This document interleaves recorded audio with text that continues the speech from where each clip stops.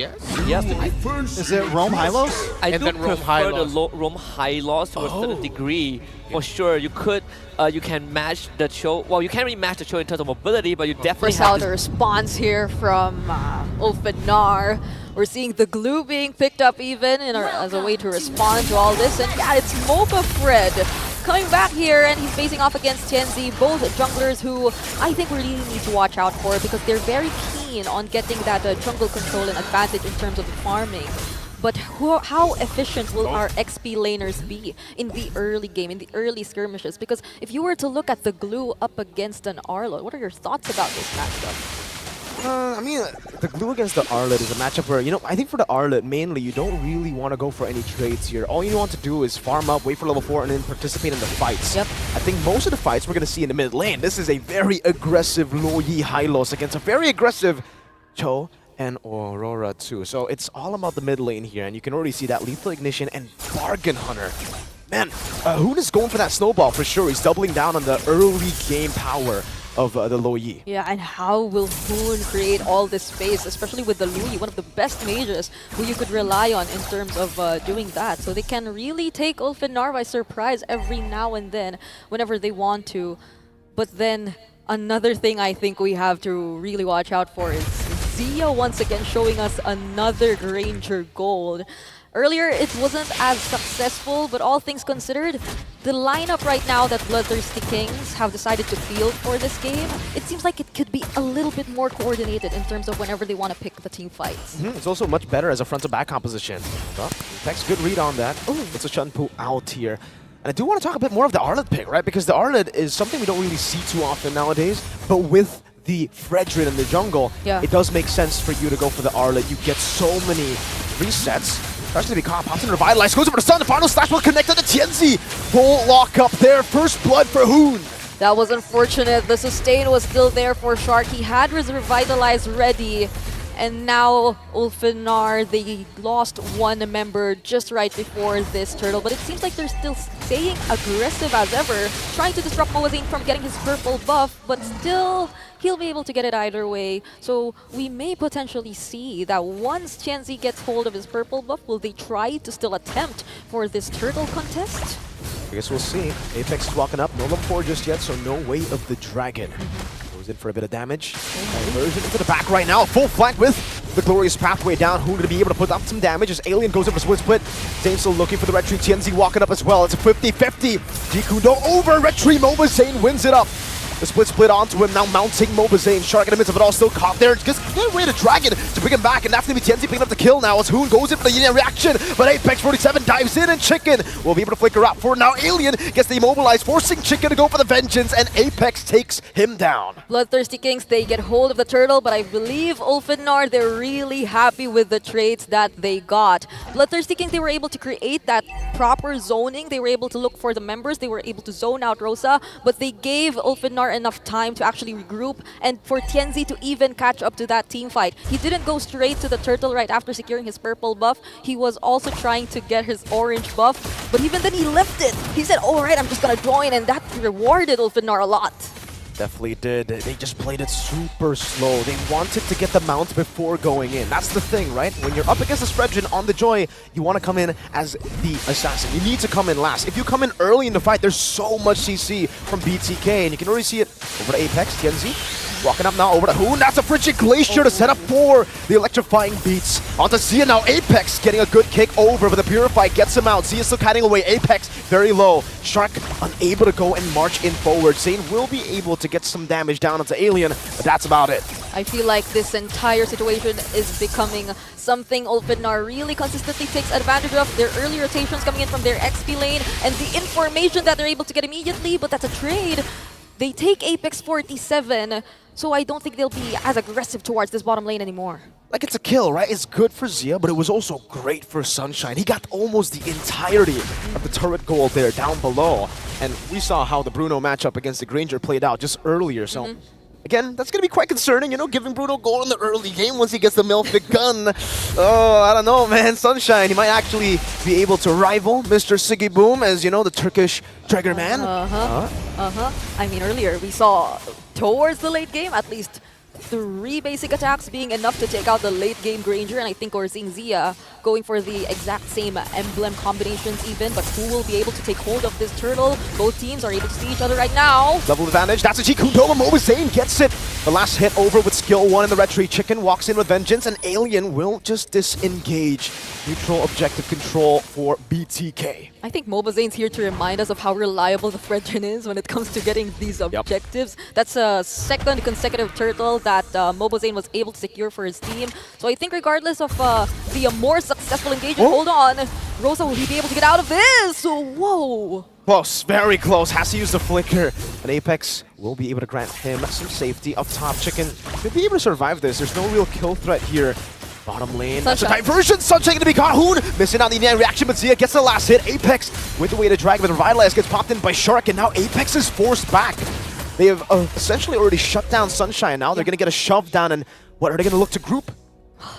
That was a really quick response from BTK though. Like the moment they knew there were 2 members trying to actually get some of White Chicken's attention, an immediate diversion towards the bottom lane, and a very great or a rewarding kill that they could secure up against the Sunshine, who earlier we mentioned, he's just getting all the farm. He's going unnoticed, but now Bloodthirsty Kings, they're paying attention as well. So they want to shut down these winning conditions for ULFHEDNAR. And we also haven't paid much attention to how Bloodthirsty Kings, they're actually showing some slightly better control in terms of taking the conversions and objectives of the turrets. I think they're doing a much better job so far here. Only the turret gold really going to ULFHEDNAR, right? But in the mid game, late game, getting these turrets, that's what's important here. Not just that turret gold, and Zia is already being swapped up top. Let's see how they get this. Zia is getting 3 hits down. Doesn't look like ULFHEDNAR want to walk, and Mobazane doing a good job on this Fred. That's Moba Fred for you. I can imagine how hyped up those former Fredrin users are right now, or do we really call them former? Because either way, I think we're gradually seeing a increase the number of Fredrin appearances. Who knows? This might not be the first or the last time we'll see the Fredrin here in M6, and this is the 3rd and last turtle that, compared to the first 2, ULFHEDNAR won't be contesting anymore. Perfect turtle for the Bloodthirsty Kings. 3 for 3, and now they play the slow game. They're just waiting for Zia, I would say, right, to get to those item power spikes. It does seem like for Hoon, he should be already on it. So, I don't know, man. It's just a slow game at this point, right? They just want to outrange ULFHEDNAR, and they want to peel for Zia. Yeah, and it's Protect nice. Mr. President. It's nice to see, like, Bloodthirsty Kings gradually adapting to this kind of playstyle. We know for one that if it was White Chicken we're talking about, the eager one to make the plays, the one who wants to go for those really aggressive XP laners, but it seems like they're adjusting really well to this high loss XP gameplay that they're showing us. They're really able to protect the key members we are actually watching out for here in BTK and pick the right team fight. Speaking of, alright, that's another diversion play they do up top. So right now, the problem for ULFHEDNAR definitely is how could they expect all these team fights that will come from BTK? And now that they're struggling to get the pickoffs, they're struggling to get the way of the dragons towards Zia. But speaking of, that's at the tip though. Great final slash to Voiker. Now Rosa going to be caught. White Chicken just staying on him. The way to Dragon appeal, but now the vengeance and the last shot. Rosa is down. Sunshine gets a trade in the bottom lane. That's a tier 1, but still, Bloodthirsty Kings definitely leading here. And I don't know, Brigitte, but BTK, this team finally coming back on stage. The color scheme, the stage. It really, I don't know, this tournament feels a whole lot like M3, man. You can see Chicken walk up again, getting the final slash, baiting out the Purify as well. Hoon gonna be targeted down by TNZ, but he's still able to get the yin-yang reaction and get some shielding, and he will be able to escape for a bit. Hoon gonna do the shielding again. Oh, the stun coming in, TNZ! Outplayed by Hoon and Shark with the Revitalize, and now it's a full dive. Appraiser's Wrath from Mobazane. Chicken going for the kill, and that's a stab from Mobazane. He will be taken down. Chicken gets out though, and it becomes a great trade for BTK. That's a 2 for 1, and they only lose their tank jungler. And they immediately convert and take out some of the remaining resources from ULFHEDNAR as well.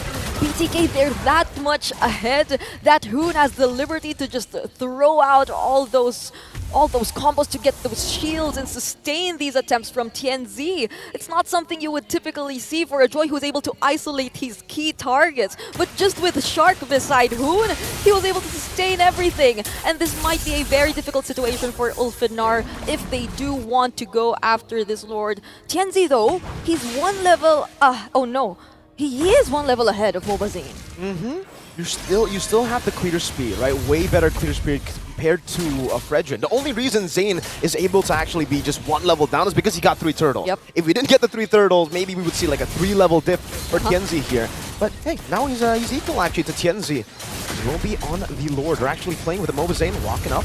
Trying to go for a bit of a trade here. The Lord has been taken very low. A quarter of its HP. Zia still holding on to it. The Lord dance is a bit tricky nowadays. The diversion into the top. Alien's gonna be caught. A full dive into Tianzi.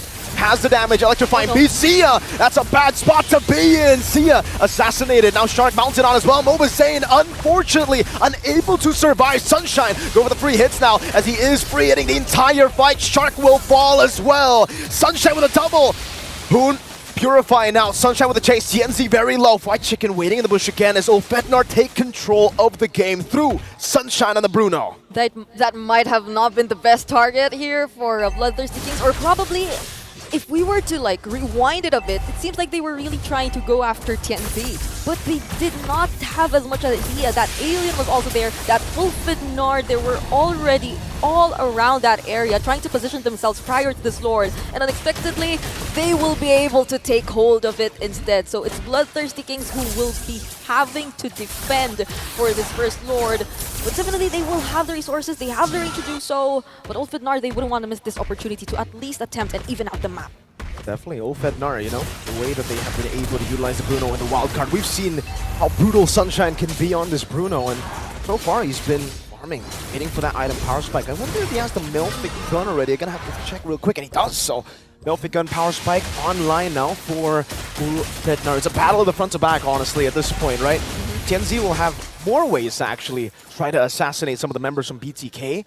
But ULFHEDNAR's front to back, it's kind of a different version. BTK plays the front to back with a lot of frontliners. ULFHEDNAR played a front to back with a lot of assassin backline threats. Yep. So TNZ essentially becomes kind of a distraction. Yeah. So that Sunshine can free hit like we saw earlier. Yeah, and for Apex 47 to actually find the right targets this time around, I mean, they can be slightly more aggressive compared to earlier, but they decide to go for the diversion towards the purple buff. Rosa gets caught, Apex gets away with the Dragon now, and Sunshine is completely zoned away. Apex with a flicker out, Alien split to escape, and it will just be a 1-for-0. The Lord advantage from ULFHEDNAR, they were able to get some turrets, but BTK fend off the tier 2 in the mid lane. Honestly, those those very decisive diversion plays can either go like really good or really bad for BTK, and that was an example of a really good diversion play. In as much as they probably had an idea that majority of the members of ULFHEDNAR were there, it's also probably ULFHEDNAR not expecting that they'd actually teleport there and pick a fight. It's a tough plan to go for. Like Bloodthirsty, we saw the gold lead immediately just disappear with one wrong diversion. Yeah. But one good diversion can turn the entire game around. Yeah. For BTK though, they don't actually need to rely on the diversion that much. They can actually just play the normal front to backs as long as they keep Zia intact and as long as they actually save some of their CC abilities for TNZ. This Joy is going to have a tough time diving into BTK. Yep, and honestly, that's the play that has continuously punished these attempts from ULFHEDNAR. The proper timings of the final splash, but they find Alien! Alien just got disintegrated. Sunshine sniped down. That's another. Oh! Almost threading the needle. Apex 47 able to body block. But we're getting to a point in the game where the range is starting to play a big factor. Just like in game 1 with Innocent on the Granger, now it's Zia on that Granger. Yeah, and I mean, even if they decide to like take on these fights head on and right in front of these members, that's like increased accuracy for those skill shot based skills from BTK to actually connect towards ULFHEDNAR, and as we've seen it earlier, that's Alien, one of the tankiest heroes from ULFHEDNAR, but he surprisingly just disappeared in the blink of an eye. So BTK, they may take control of this Lord Pit, and could this be a much more successful attempt at taking the Lord compared to earlier?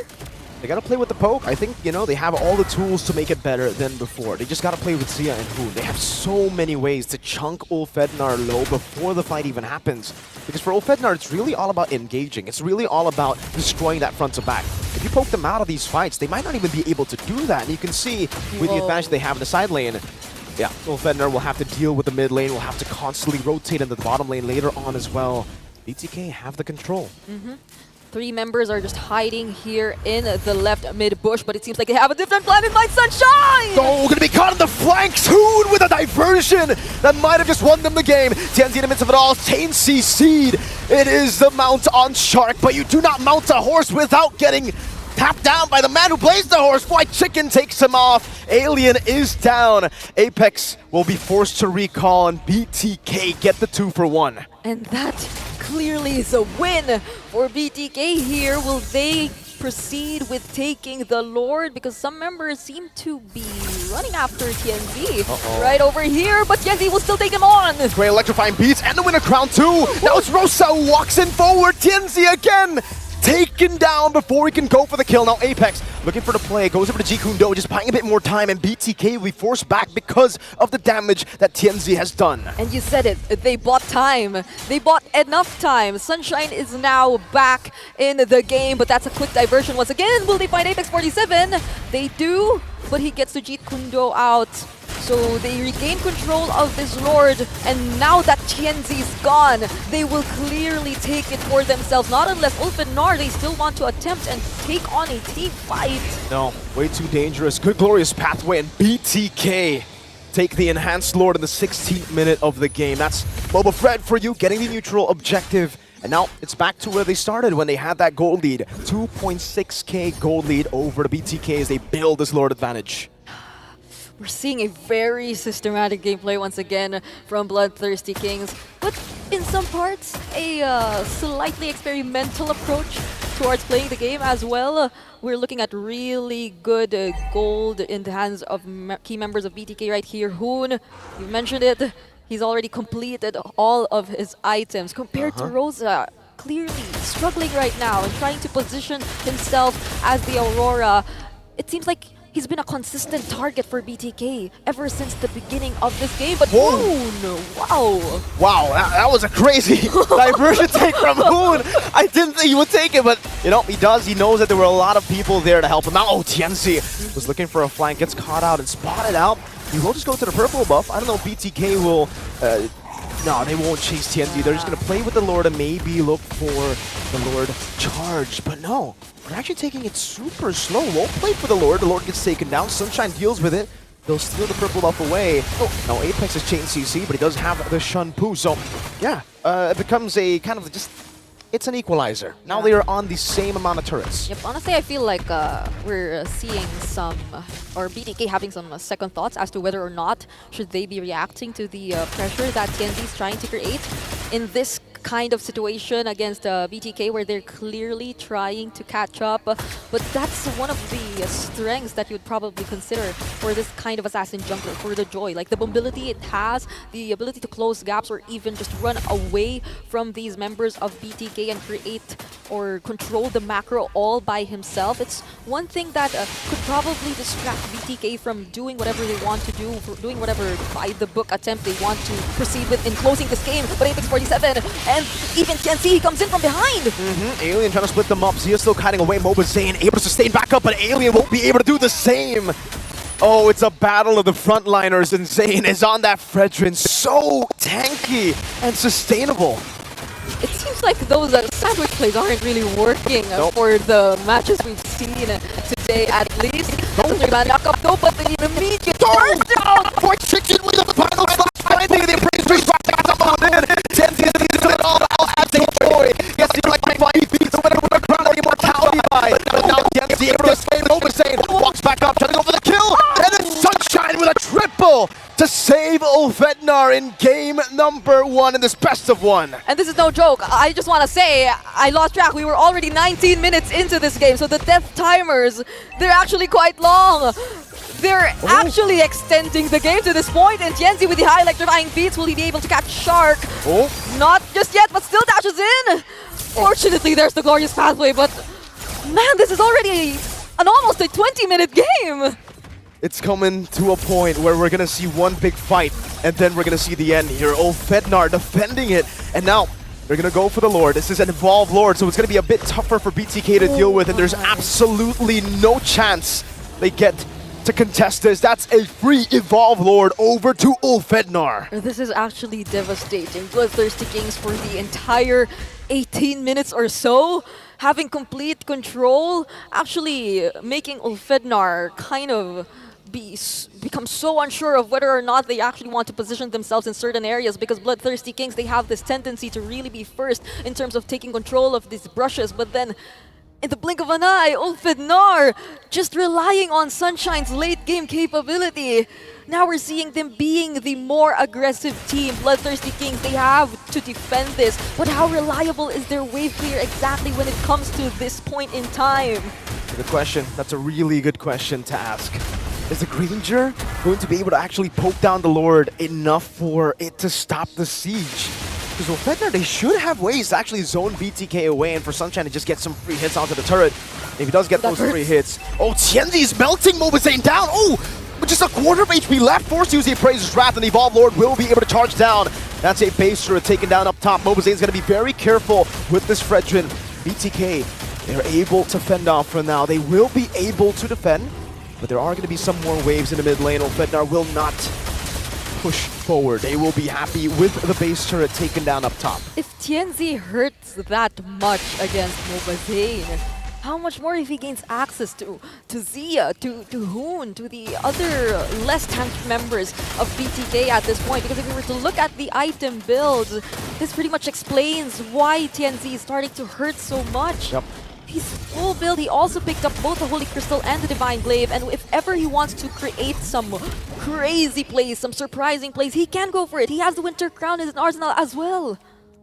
The Winter Crown is such a good tool to have on the Joy, because the Electrifying Beast, I mean, with the new Winter Crown, it still comes out, right? So you're dealing damage with no risk at all while you're in the middle of the fight. And BTK, I think they've been kind of overconfident a lot of times, just sitting on the Electrifying Beast. I know you got the Athenas, I know you got that Radiant Armor, but hey man, it's better not to take that damage when he's on you. Better to actually move back again. I understand though, they want to try to just go for him right as he gets out of the Winter Crown.